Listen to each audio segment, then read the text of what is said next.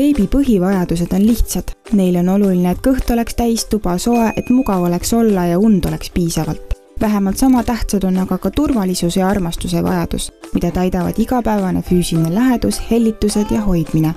Beebi nutab, sest ta ei suuda end muud moodi veel väljendada ja see on sõnumiks täiskasvanule, et ta ei tule üksi toime ja vajab teda.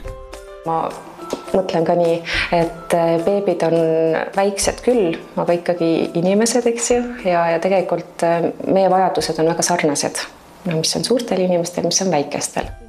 Näljatunne on tõenäoliselt üks esimesi vajadusi, millel lapsevanema mõtted liiguvad, kui beebi nutab. Pika peale õpivad lapsevanemad ära tundma, millal laps nutab näljatundest, millal vajab teda miski muu. Kui beebi tahab süüa, võib ta seda väljendada ka niheledes, huultega matsutades, käsi suu toppides või ka pead kuklasse ajades rinda otsides. Kuigi tänapäeval on mähkmed loodud selliselt, et beebi võib sama mähed kanda ka pikemalt kui ainult ühe häda piires, võib beebi siiski tundlikum olla ja vajada mähkmevahetust sagedamini.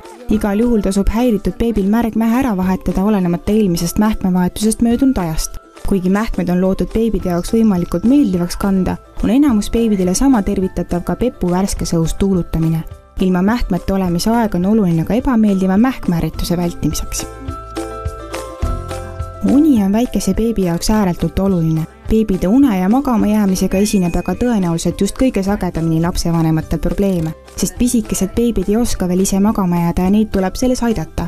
Mõnele beebile meeldib rinnanu uinuda, teisele meeldib olla teki sisse mähitud, kolmandale meeldib, kui teda natuke kiigutatakse või kuni mõni tekike on kaisus ja õrnalt näovastas. Oluline on leida oma beebi jaoks sobiv lahendus ja õppida ära tundma, millal beebi on uniseks jäänud. Kui lapsel hakkab uneaeg tulema, võiks tuba olla hämaram ja vaiksem, kui ümbritsev keskkond võiks olla võimalikult rahulik. Raadio, televiisor, arvut ja telefon võiksid olla eemal. Hea on leida uneajale ülemineku rutiin, mille igapäevaselt uinumist harjutada. Nii võib uneaja saabumist tähistada näiteks vanniskäik, laulmine, lugemine või massaaž. Ikkagi nende beebide vajaduste osas on selliseid vaidlusi või päris täpselt ei teata, millele rõhuda ja natukene kulunud arusaam on kuigi hästi levinud, et nad beebid ainult magavad või söövad. Järelikult, kui täita need kaks vajadust, et pakkuda neile toitu ja magamisvõimalus, et siis on need vajadused täidetud. Aga tegelikult sellega asi ei piirdu ja ma arvan, et kõige olulisem vajadus on armastuse vajadus.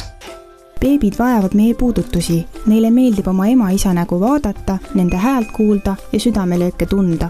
Arvatakse, et väikesed inimesed tunnevad oma ema ja isa isegi nende unikaalsete lõhnade järgi ära. Nutt võib tähendada ka soovi olla lähedal. Alla aastast last ei ole võimalik süles hoidmise või muul moel läheduse pakkumisega ära hellitada. Seda on päris palju uuritud ja leitud, et näiteks kui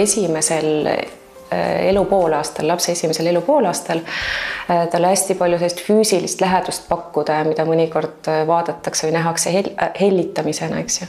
Et need lapsed on oma teisel elupoolaastal rahulikumad ja enesekindlamad. Beebid on ümbritseva maailma suhtes äärmiselt tundlikud ja neisse koguneb päeva jooksul palju emotsioone ja tundeid, mida nad sageli õhtul ja öösel nuttes välja elavad. Sellistel hetkedel tasub meeles pidada, et beebide jaoks on nutmine ainus eneseväljendusviis ja seda ei tohiks maha suruda. Beebit ei tohi nuttes mitte kunagi üksi jätta. Ta vajab sinu lähedust ja läbi selle, et lubad tal enda läheduses nutta, õpib beebi, et sinuga võib ta end turvaliselt tunda. Mõnusat koos olemist teile!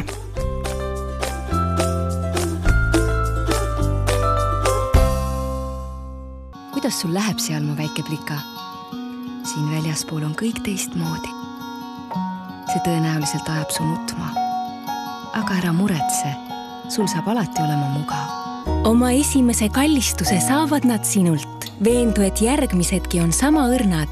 Hagis vastsündinu mähkmed on valmistatud eriti pehmest materjalist, mis kaitseb beebi nahka ja imab vedela väljaheite sekunditega. Ma kannan sinu eest hoolt. Hagis Elite Soft mähkmed, õrn nagu ema kallistus.